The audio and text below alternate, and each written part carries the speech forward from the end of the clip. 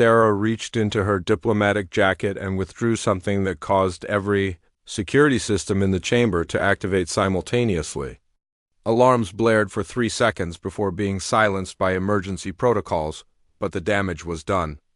Every species present now understood that the human diplomat had been carrying a weapon into the Galactic Council chambers, a violation of sacred law that had never occurred in 3 millennia of galactic civilization. What she held was deceptively simple, a small cylinder of black metal, unmarked and unremarkable except for the way it seemed to absorb light rather than reflect it.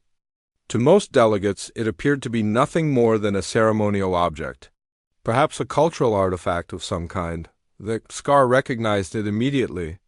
"Combat stimulant dispenser," he breathed, his mandibles clicking with what might have been respect or fear. "You carry chemical enhancement into diplomatic proceedings." Sarah shook her head slowly, her smile taking on an almost predatory quality. "No, Warlord. This is not a stimulant dispenser. This is something far more dangerous than artificial enhancement." She pressed a small stud on the cylinder's surface, and it opened with a soft hiss. Instead of the chemical injector that Dexcar had expected, the device revealed a small data crystal that began projecting a holographic display. The image showed a standard galactic medical chart, the kind used by xenobiologists to compare the physiological capabilities of different species. "What you are looking at," Sarah announced to the chamber, "is a comprehensive analysis of human physical capabilities conducted by the Galactic Medical Institute 12 years ago. It was part of a routine survey to establish baseline medical treatment protocols for humans serving on mixed-species vessels." The chart showed the standard metrics used to evaluate sentient species: muscle density, bone strength, reaction times, pain tolerance, healing rates, and dozens of other factors. Humans appeared as a modest green line on the graph, ranking somewhere in the middle of the 47 known galactic species. Nothing remarkable, nothing that would suggest any particular physical advantages or disadvantages. The Medical Institute's report concluded that humans are a typical carbon-based bipedal species with standard mammalian characteristics: average strength, average speed, average durability. Their recommendation was that human medical needs could be adequately addressed using standard galactic protocols, with minor adjustments for our specific biochemistry. Sarah touched a control on the data crystal, and the display changed. A new line appeared on the graph, this one blazing red and shooting so far off the established scale that the hologram had to adjust its parameters to accommodate the numbers. "This," Sarah said quietly, "is what the Medical Institute's analysis missed." The red line represented human performance under stress conditions, and the numbers were impossible. According to the data, humans under extreme duress could exceed their baseline capabilities by factors that defied biological logic. Strength increases of 300%, reaction time improvements that bordered on prescience, healing rates that accelerated to levels previously thought to require cybernetic enhancement. Ambassador Veltar's form flickered with rapid calculations as his advanced mind processed the implications. "The data must be incorrect," he transmitted, his harmonics showing deep distress. "No biological entity can alter its physical capabilities by such margins without technological assistance." Sarah's expression remained calm. The Galactic Medical Institute reached the same conclusion initially. They assumed their testing equipment had malfunctioned, or that the human subjects had been using concealed enhancement technology. It took 17 separate testing sessions with different equipment, different subjects, and different monitoring protocols before they accepted the data as accurate. She gestured toward the display, where additional data was now scrolling past. Test results from humans in combat situations, emergency responses, life or death scenarios. In every case, the subjects had demonstrated physical capabilities far exceeding anything their baseline physiology should have allowed. The Institute's final report classified this phenomenon as human adrenal override syndrome, Sarah continued. They theorized that our species had evolved a biochemical response to mortal danger that temporarily removed the safety limitations our nervous system normally places on muscle and skeletal systems. The Xkar studied the data with the calculating gaze of a warrior who had spent his life understanding the capabilities and limitations of different species. You are claiming that humans can temporarily become superhuman when threatened. Not superhuman, Sarah corrected. We become what we actually are when the artificial restraints are removed. The human body is capable of extraordinary performance, but our nervous system normally prevents us from accessing that performance because it would cause severe tissue damage. When we face genuine mortal danger, our biochemistry overrides those safety protocols. She activated another display, showing medical scans of humans before, during, and after extreme stress events. The images revealed massive increases in muscle density, bone hardness, and neural activity during crisis situations, followed by equally dramatic healing phases that repaired the damage caused by exceeding normal biological limits. The catch, Sarah explained, is that this response can only be triggered by genuine life-threatening situations. Our biochemistry can detect the difference between simulated danger and real mortal peril. Training scenarios, competitive sports, even military exercises cannot activate the override syndrome. It only occurs when our survival instincts recognize that death is imminent and immediate. The implications of this revelation spread through the chamber like a shockwave. Every military delegate present began recalculating their assessment of human combat potential. A species that could triple their physical capabilities in genuinely dangerous situations was not the weak, diplomatic race they had assumed. General Kane allowed himself a broader smile as he watched the assembly process this information.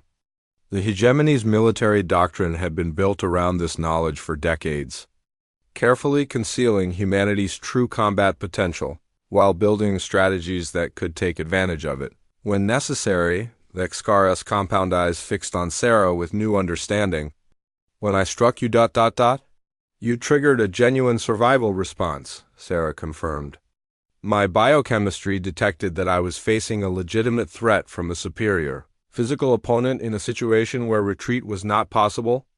The override syndrome activated automatically. She touched her cheek where the Drakmarian's blow had landed, showing no sign of injury despite the force that should have shattered bone. What you felt when you hit me was not the soft flesh of a weak diplomatic species. You struck a human operating under combat biochemistry, with bone density approaching that of metallic alloys and muscle fibers reinforced to levels that can bend steel. The Drakmarian warlord took another step backward, his warrior instincts finally providing him with accurate threat assessment.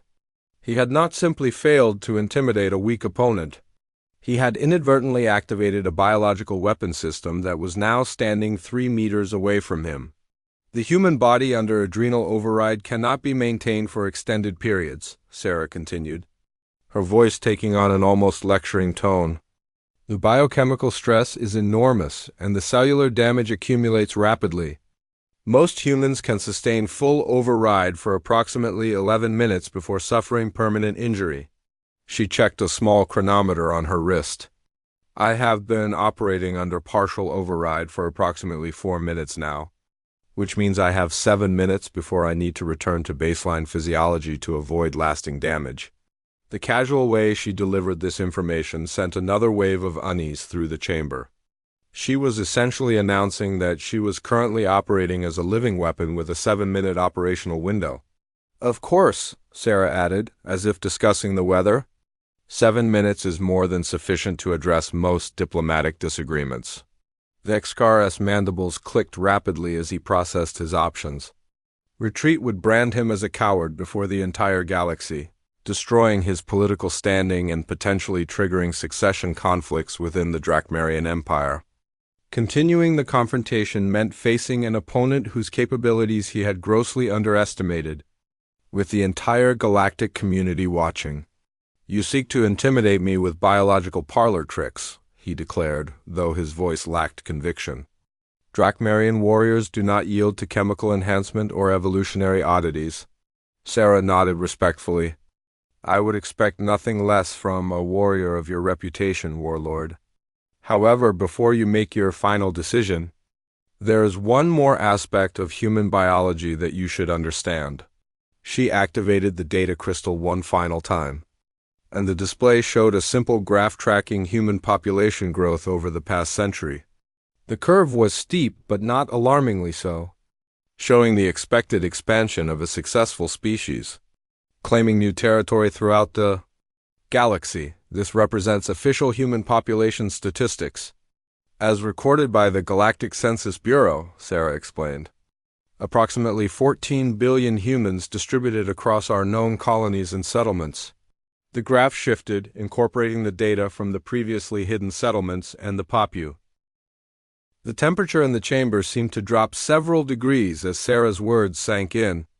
Ambassador Valtar of the Zephyrian Collective, one of the galaxy's oldest and most peaceful species, found his translucent form flickering with nervous energy.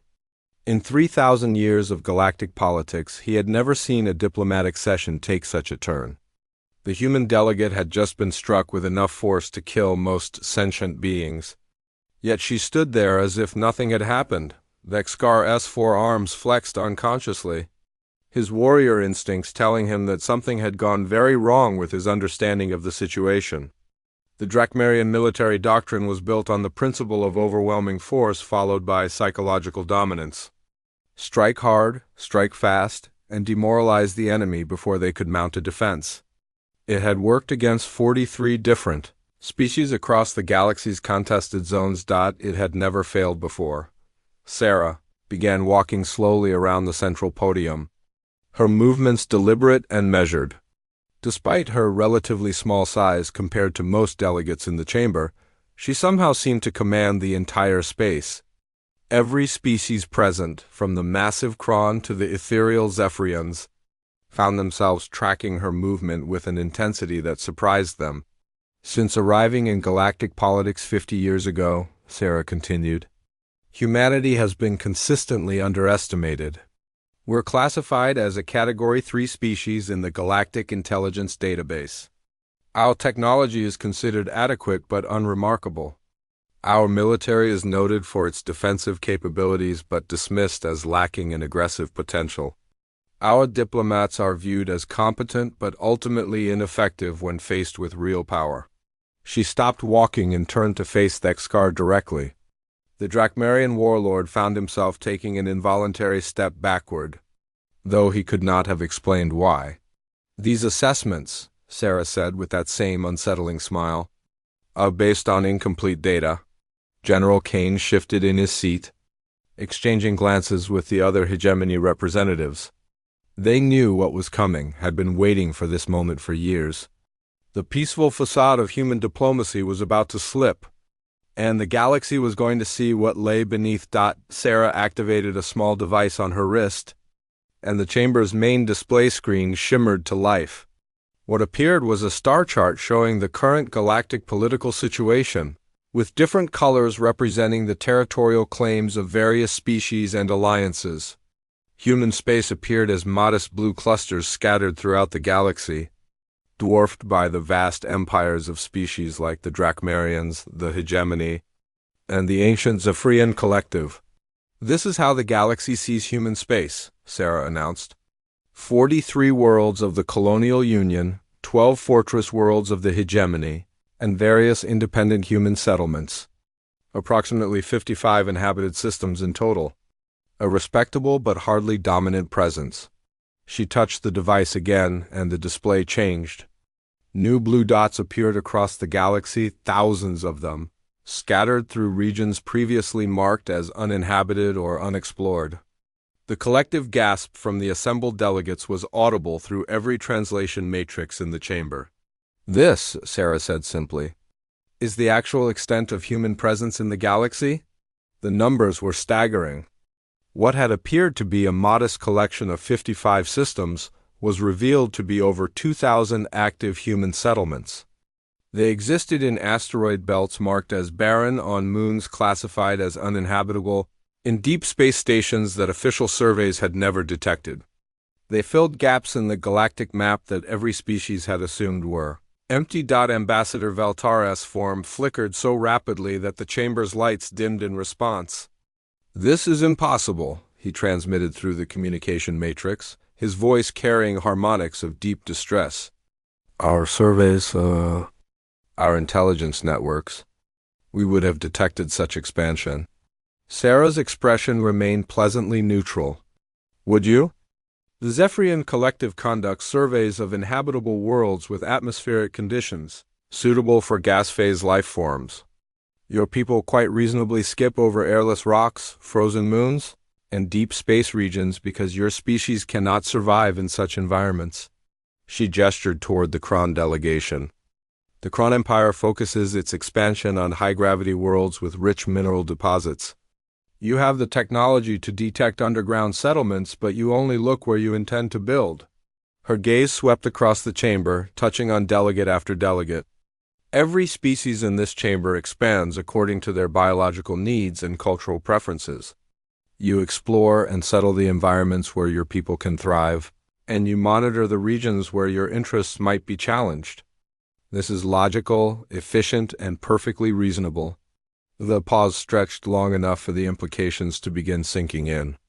"Unfortunately for galactic intelligence gathering," Sarah continued, "humans can live anywhere." The statement hung in the air like a challenge to the natural order. Most species had evolved for specific environments, their biology constraining them to particular types of worlds. The Drakmarians needed high gravity and minimal atmospheric content. The Zephyrians required specific gas mixtures and low radiation levels. Even the adaptable Kron could only thrive within certain temperature and pressure ranges. Humans, as the galaxy was now learning, had no such limitations. "We established our first deep space mining station 73 years ago," Sarah explained, her tone remaining conversational despite the shocking nature of her revelations. "Fully automated facilities and systems that appeared worthless to other species. When the automation proved insufficient, we began rotating crews through what we called hardship postings." She touched her wrist device again, and the display showed detailed images of human settlements in environments that would kill most galactic species within minutes. Underwater cities on worlds covered entirely by acidic oceans. Underground complexes on planets where the surface temperature exceeded the melting point of lead. Orbit habitats in systems where radiation levels would sterilize most known life forms. The hardship postings became permanent settlements when we discovered that humans adapt to extreme environments with surprising speed. What began as mining operations and research stations evolved into complete colonial societies. These communities developed their own technologies, their own cultures, and their own defensive capabilities. Dexkar finally found his voice, though it came out as more of a growl than speech. "You are claiming that your species has been conducting secret military expansion while participating in galactic peace negotiations." Sarah tilted her head slightly, considering the accusation.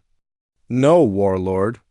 I am stating that humans have been surviving and thriving in environments that other species cannot inhabit, while simultaneously participating in good faith in all galactic diplomatic processes. There has been no deception involved. We have simply never been asked the right questions."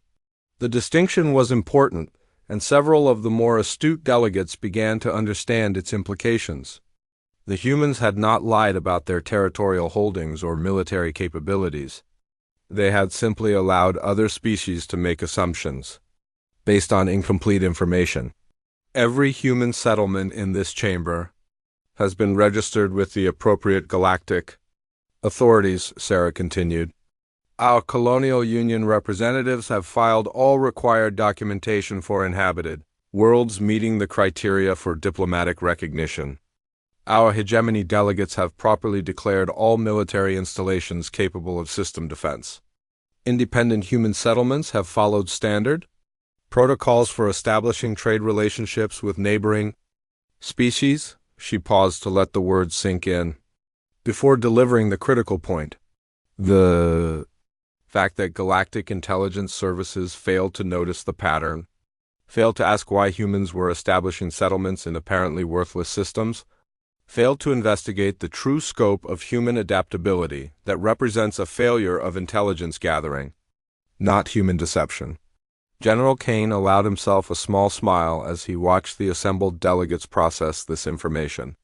The galaxy's major powers had been so focused on monitoring each other, so concerned with traditional forms of expansion and conflict, that they had completely missed humanity's quiet colonization of the galaxy's forgotten corners. The Drakmarian warlord's mandibles clicked rapidly, a sign of extreme agitation among his species. You are saying that human military capabilities have been deliberately concealed from this council. Sarah's expression hardened slightly. I'm saying that you attempted to humiliate and intimidate a diplomatic representative of a species whose true capabilities you had never bothered to properly assess. She activated her wrist device one final time, and the display changed to show military readiness reports from across human space.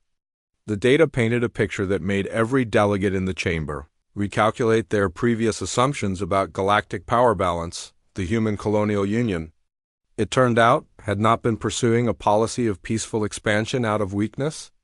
They had been building their strength in places where no one else was looking, preparing for the day when their true position would need to be revealed. The numbers on the screen showed defense capabilities, resource production, and population figures that elevated humanity from a minor galactic place. The Grand Assembly Hall of the Galactic Council stretched across 3 kilometers of polished obsidian floor, its crystalline dome reaching toward the stars above. Representatives from 47 species sat in their designated sections, each area modified to accommodate the wildly different physiologies that made up the known galaxy. The Zephyrians floated in their atmospheric bubbles, their translucent bodies shimmering like living aurora. The Kron delegates hulked in reinforced seating, their rocky carapaces gleaming under the chamber's artificial suns. Methane-breathing Vorthek occupied sealed environments that glowed with an eerie green light. Ambassador Sarah Chun stood at the central podium, her simple black diplomatic uniform a stark contrast to the elaborate ceremonial garb worn by most other delegates. At 35, she had already negotiated 17 interspecies trade agreements and prevented 4 potential wars through nothing more than careful words and patient diplomacy. Her dark hair was pulled back in a practical bun, and her brown eyes held the calm confidence of someone who had spent years learning to communicate across the vast gulfs that separated species. Today's session concerned the establishment of new trade routes through the Outer Rim territories, regions that had recently been opened for exploration after centuries of being declared off-limits due to gravitational anomalies. The potential for resource extraction and new colony worlds had every major power in the galaxy interested. Sarah represented not just Earth but the entire human colonial union, a collection of 43 worlds that had been humanity's contribution to galactic civilization. The Terran hegemony held a different view. Unlike the peaceful human colonial union, the hegemony represented the militant branch of human expansion, controlling 12 fortress worlds along the galaxy's contested borders. Their delegates sat in a separate section, distinguished by their severe military uniforms and the barely concealed contempt they held for what they called soft diplomacy. General Marcus Kane, their chief representative, watched the proceedings with the calculating gaze of a career soldier who had spent 30 years fighting the galaxy's brush wars. Sarah had been speaking for 20 minutes about environmental protection protocols when the interruption came. Warlord Thexkar of the Drakmarian Empire rose from his seat with a sound like grinding stone against steel. The Drakmarians were a proud warrior species, their bodies evolved for combat on high-gravity death worlds.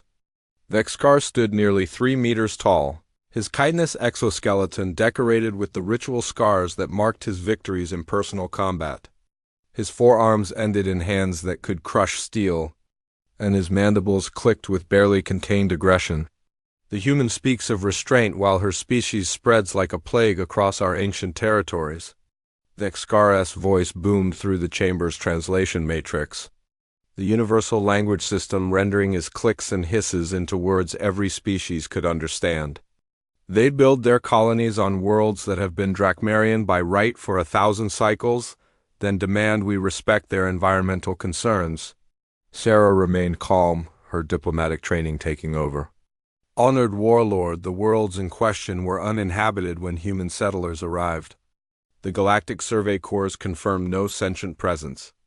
And all settlements have followed proper colonial protocols as outlined in the protocols written by weak species to protect the weak, Dexkar interrupted, his secondary arms gesturing dismissively. The Drakmarian Empire does not recognize human claims based on pieces of paper and bureaucratic procedures. Strength determines ownership.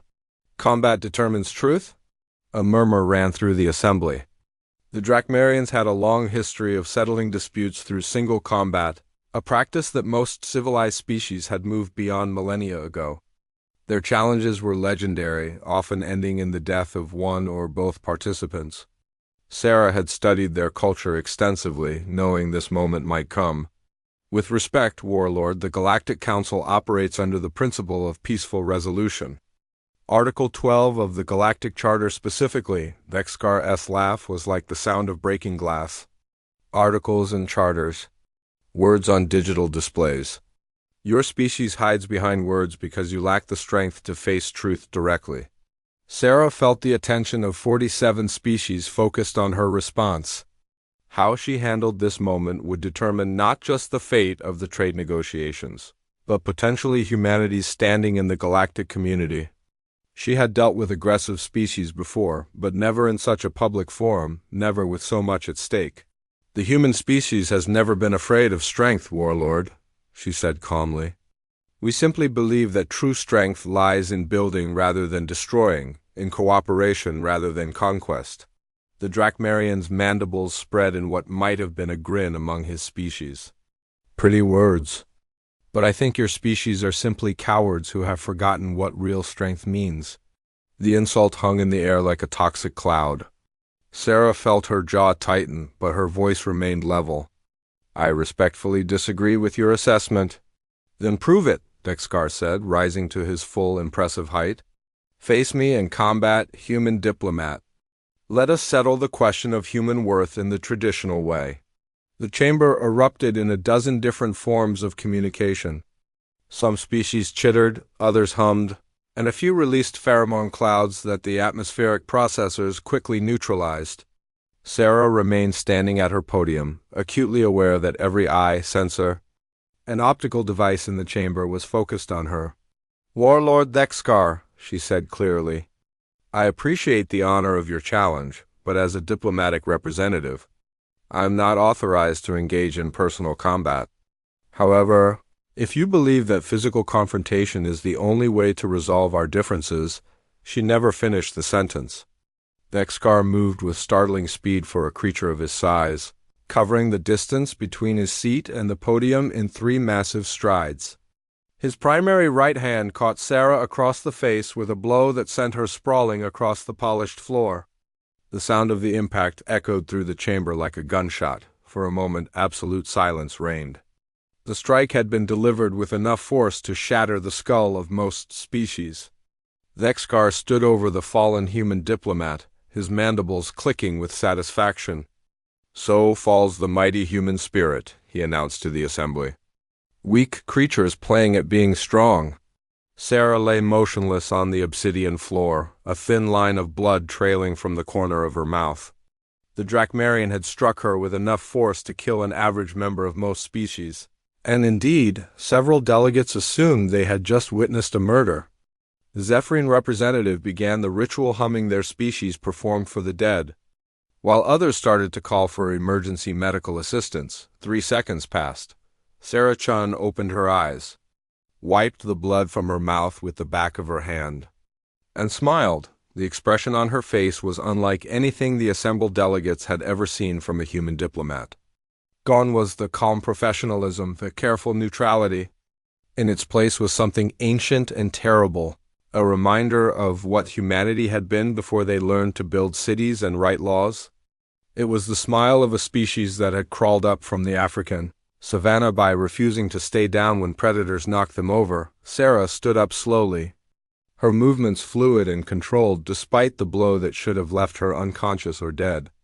She straightened her diplomatic jacket, ran a hand through her disheveled hair, and looked directly at Warlord Dexkar.